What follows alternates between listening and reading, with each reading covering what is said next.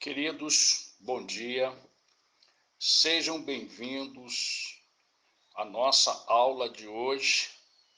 E ela tem como tema a ética cristã e a sua importância no relacionamento horizontal, homem-homem.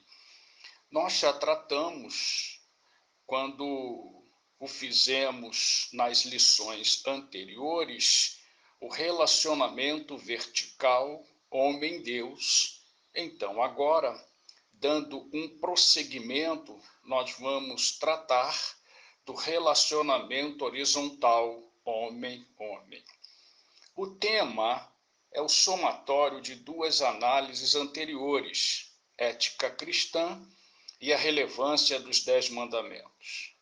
Enquanto ética cristã, o destaque ocupa-se do nosso testemunho diante do próximo, nosso agir que demonstre cuidado e envolvimento. Cuidado e envolvimento, eles apontam, os dois, para um ato de bondade. Gostaria então de fazer um destaque numa frase de Dostoiévski. Ele diz assim: o desejo revela-se na bondade. O desejo revela-se na bondade. Bondade que para Jesus é caminhar com o outro a segunda milha. Isso nós percebemos com facilidade nos seus ensinos, naquilo que ele trouxe para cada um de nós. E bondade que para a ética é o agir revelador, pois é no rosto do outro que se encontra o nosso rosto de bondade. A ética, então, trabalha quando faz a sua argumentação de que precisamos ter um caráter saudável e bons hábitos, que na verdade isso só é possível quando nós percebemos que o nosso rosto está no outro e que o nosso rosto no outro espelha um rosto de bondade. A relevância dos 10 mandamentos, ela nos dirige para entendermos a revelação divina. E gostaria de dar um destaque a essa revelação divina, dizendo que ela tem duas divisões. Primeiro, uma revelação geral, que é o testemunho que Deus dá de si mesmo. É aquilo que ele o faz enquanto uso da sua moral se mostra para que nós possamos entender o seu desejo, entender a sua verdade, entender a sua santidade. E isso faz com que nós possamos compreender quem é o nosso Deus. E especial, a revelação especial, é a aceitação que o indivíduo faz pela sua fé em Cristo, aceitando-o como seu Salvador. É crer nele para ser aceito na vida de Deus. É grandioso quando nós entendemos, então, essa revelação divina, o agir moral do eu sou o que sou. Por quê? Porque quando fez a afirmação a Moisés, ele estava falando do seu caráter e estava falando do seu nome, e ele estava dizendo que tanto o caráter quanto o nome expunham o que ele era como verdade e a sua santidade, porque não há maculação de falhas em Deus, ou melhor, não há falhas em Deus. O caráter santo, então, expresso em sua palavra no livro de Levítico, no capítulo 11, no verso 44, quando ele diz: eu sou santo. Portanto, a relevância da recomendação conclui-se no conselho: não terás outros deuses. A idolatria é rebeldia contra contra Deus. Êxodo capítulo 20, verso 3, deixa isso bem especificado. A idolatria é rebeldia contra Deus. Temos adotado iniciarmos nossas aulas com uma oração. Algumas vezes fazemos a leitura das orações que a Bíblia traz. Hoje, faremos a leitura da oração de Elias. Encontra-se em 1 Reis, capítulo 18, verso 36 e 37. 1 Reis, capítulo 18, versos 36 e 37.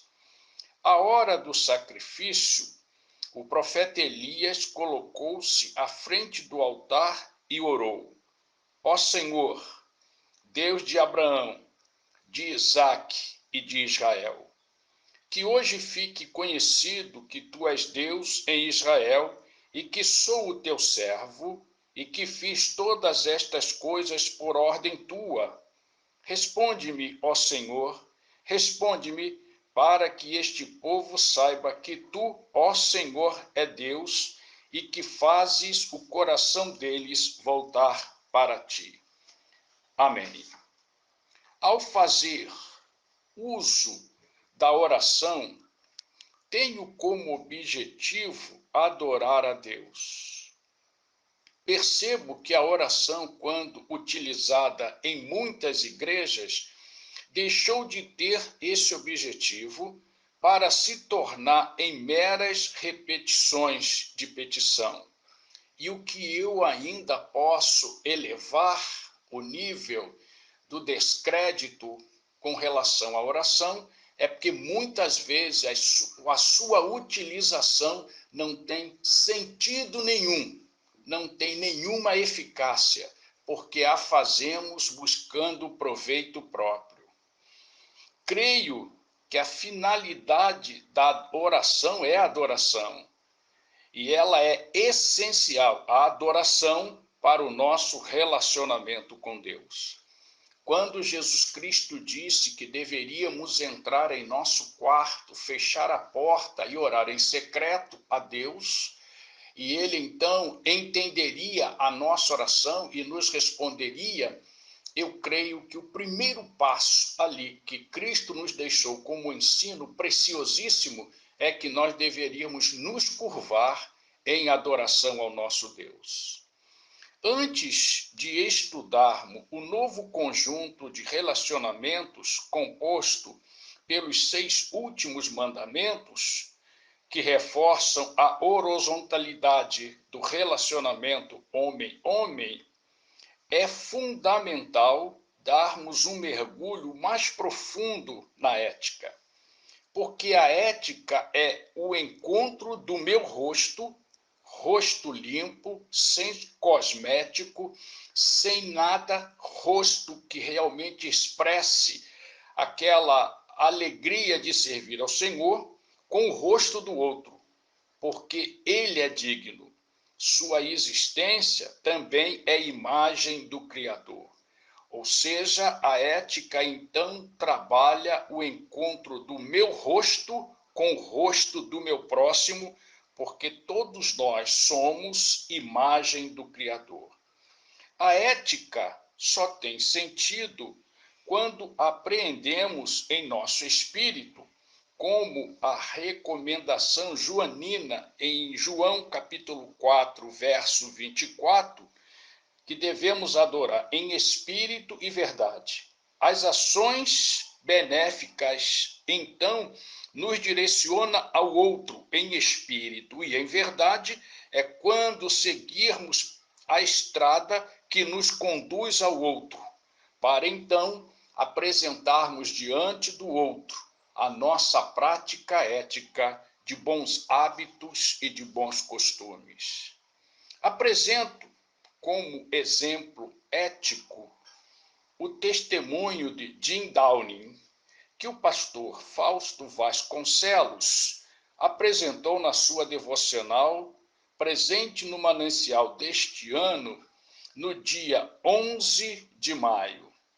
Jim Downing, à época que o pastor o ouviu, tinha 102 anos e era sobrevivente do ataque a Pearl Harbor, que aconteceu no dia 7 de dezembro de 1941, colocando os Estados Unidos na Segunda Guerra Mundial. Seu testemunho é um exemplo de ética saudável. Minha missão é ser testemunha de Jesus o tempo todo e em qualquer lugar. Posso estar num supermercado ou numa agência bancária, numa condução ou num parque, não importa. Sou testemunha de Jesus. Sou testemunha de Jesus para o caixa do supermercado. Sou testemunha de Jesus para o gerente do banco. Ser testemunha é ter um caráter ético. Ser testemunha é ser a transparência de Jesus. Ser testemunha de Cristo ou de Jesus é entender que ele espera de nós esse procedimento. Estudar com profundidade a ética é verificar nossos hábitos, se eles são verdadeiramente a transparência do nosso caráter e respondermos pelo menos a 2 questionamentos. Minha conduta expressa um caráter saudável? Minhas ações também são saudáveis? Para que nós possamos pensar nisso, também existe mais outras perguntas que nós precisamos pensar nela. O meu linguajar é aprovado? O que eu falo? As palavras que eu uso não têm torpe sentido? As palavras que eu digo glorificam a Deus? As palavras que eu pronuncio, elas são realmente abençoadoras? Precisamos ver o nosso linguajar. As minhas intenções, quando declaradas, podem ser seguidas? Aquilo que eu declaro, aquilo que eu falo, eu pratico ou não? Porque se eu não pratico o que falo, sou antiético. E o que nós mais percebemos hoje, especialmente na igreja atual, são atitudes antiéticas. Somos imitadores de Cristo, conforme a declaração paulina. Realmente tem sido esse o nosso desejo? Quando nós trabalhamos a questão da ética ensinada na Bíblia, podemos dizer que o que nós estamos evidenciando hoje, o nosso linguajar e as nossas condutas, elas são verdadeiras, elas são imitações do que temos que fazer ou do que estamos fazendo. É importante nós considerarmos tudo isso antes de estudarmos, então, o 5º mandamento, que fala sobre os preceitos desse relacionamento horizontal entre homem e homem. Na lição 1, fiz uma definição de ética. Afirmei que ela é a soma de 2 significados: caráter saudável, e o que eu quis dizer com isso é: possuo o interior limpo. Possuo um interior que é santificado pela palavra do Altíssimo, porque eu creio nela. E tenho bons hábitos, e que esses bons hábitos significam prática da misericórdia. Eles assumem uma maior importância quando os associamos à qualidade cristã, ou melhor, quando em Cristo, pelo nosso viver testemunhal diante da comunidade, a impactamos com os nossos costumes de misericórdia, que são a transparência do próprio Cristo em nosso agir. Quando somos testemunhas eficientes, quando somos testemunhas que, com os proceder, com a conduta santificada, impactamos a sociedade, isso faz toda a diferença. E vemos isso expresso em tudo aquilo que encontramos como ensino ético dentro do texto sagrado. O propósito, então, deveria ser nossa identidade como exemplo deixado para nós pelos irmãos de Antioquia. Lá, eles foram reconhecidos como cristãos. Não se vive a ética a não ser que seja pela conduta marcada pela verdade. Ela, verdade, é a fiadora do que apresentamos ao próximo. É exatamente a verdade que nos habilita para sermos pessoas importantes na sociedade, porque aonde estamos testemunhando de Jesus. Portanto, a ética não pode ser hipócrita e nem herética. Cristo condenou ambas em seus ensinos. Mas o que é hipocrisia e heresia? Hipocrisia é a prática da falsidade. Heresia é a negação da doutrina de Cristo. Essas duas atitudes são combatidas por Cristo. Ele condenou a hipocrisia ou a falsidade moral em Mateus, no capítulo 23. Ele repreende a falsidade dos ensinos farisaicos. Por 8 vezes os chama de hipócrita. Por 8 vezes chama os fariseus de hipócritas. Numa delas, no capítulo 23, no verso 13, os responsabiliza pelos ensinos falsos que tiram o direito dos homens ao reino dos céus. A condenação de Cristo aqui é com muita veemência. Ele diz que eles, além do todo o ato imoral que praticam e que ensinam, eles fazem e criam uma barreira para que aqueles que desejam entrar no reino dos céus são impedidos. E eu creio que muita mensagem, muito ensino hoje, caminha na mesma direção. Muito ensino, muito do que nós estamos percebendo que é colocado nas comunidades cristãs, estão fazendo com que as pessoas percam o rumo dos céus. Na esteira da heresia, sua desaprovação apresenta-se em Mateus capítulo 16, nos versos 6 e 12. Estejam atentos e tenham cuidado com o fermento dos fariseus e dos saduceus. Cuidado com os ensinos dos fariseus e dos saduceus. Aqueles que adotam esse estilo de vida, a falsidade e a negação da doutrina de Cristo, devem observar sua recomendação em seu sermão, conhecido como Sermão do Monte. Mateus capítulo 7, verso 21. Nem todo aquele que me diz, Senhor, Senhor, entrará no reino dos céus, mas apenas aquele que faz a vontade de meu Pai, que está nos céus.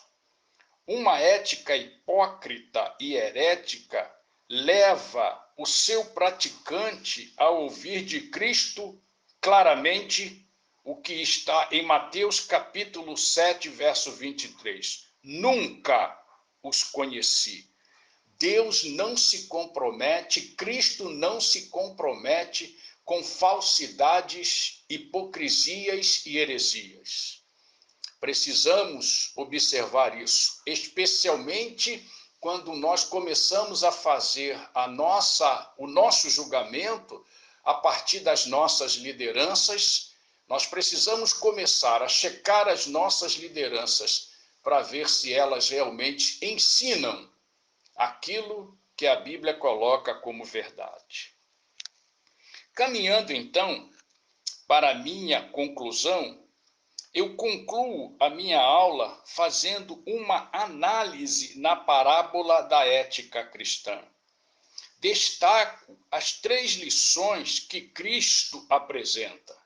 A parábola é narrada pelo historiador e médico Lucas, companheiro de Paulo no campo missionário.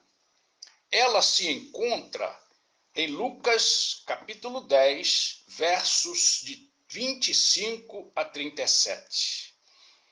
E o pano de fundo para essa parábola é interessante e expressivo ao mesmo tempo.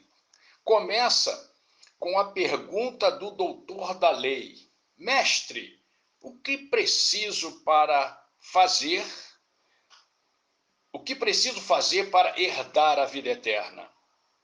Aí vem a indagação de Jesus. O que está escrito na lei? Como você a lê?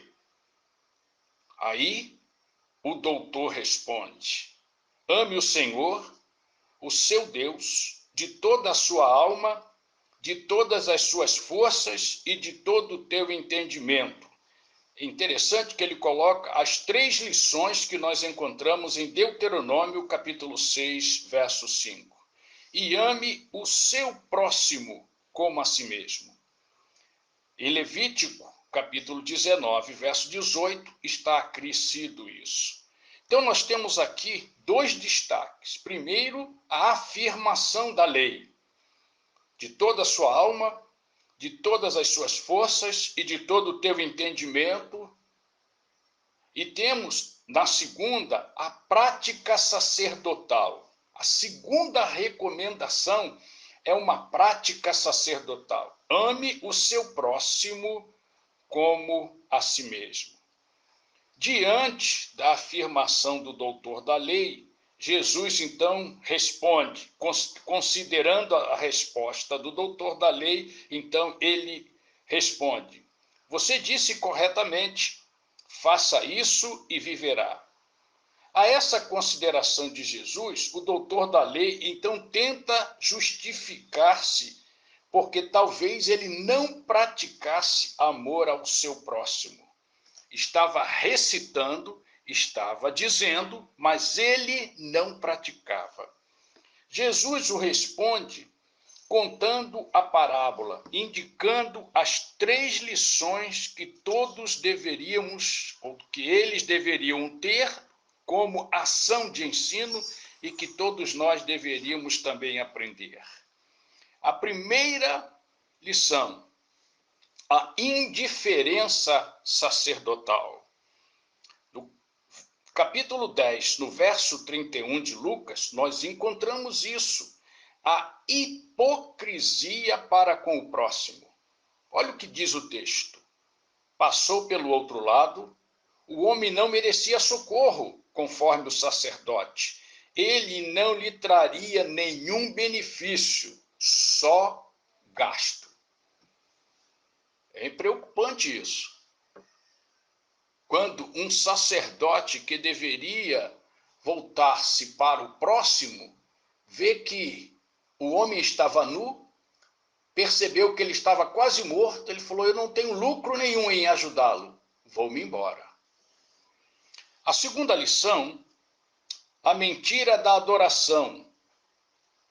Capítulo 10, verso 32. A heresia para com o próximo. Julgamento antecipado. Se ele está nessas condições, nu e quase morto, é porque é imundo, vive no pecado. E o pecado o fez passar por isso.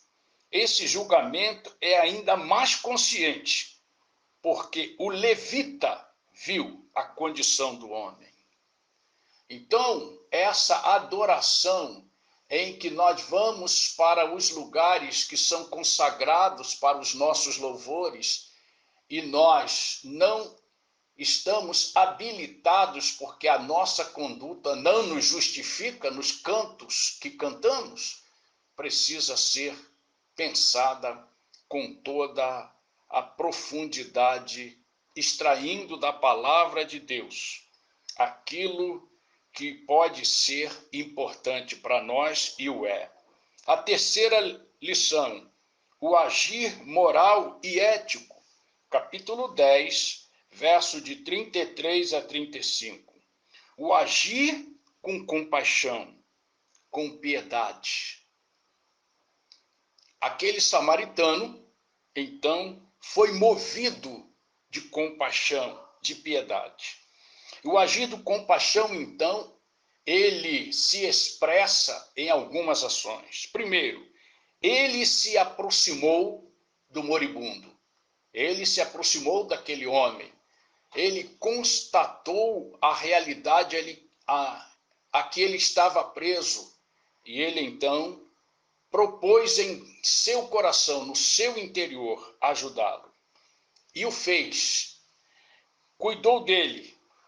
Untou-lhe as feridas. Colocou azeite sobre as suas feridas. Colocou no seu cavalo e levou-o para uma hospedaria. E cuidou dele por um período. E depois deixou a responsabilidade com o hospedeiro, dizendo-lhe o seguinte: o que você gastar, eu vou reembolsar.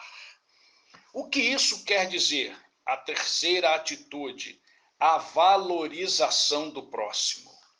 O que o samaritano nos ensina é a valorização do próximo.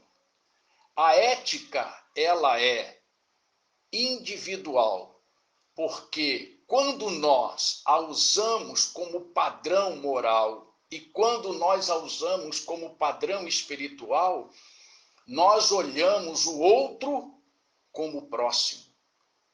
Não diferente de nós, mas distinto.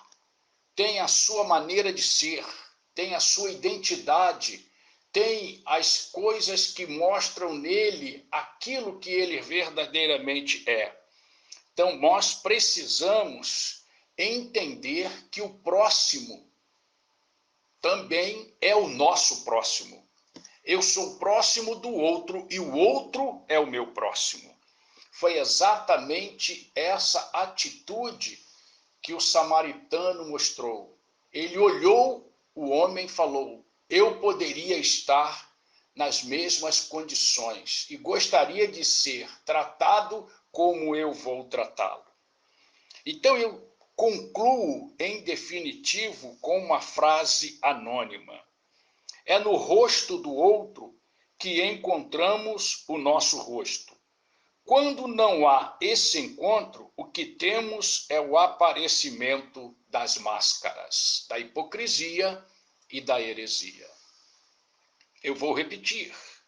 É no rosto do outro que encontramos o nosso rosto.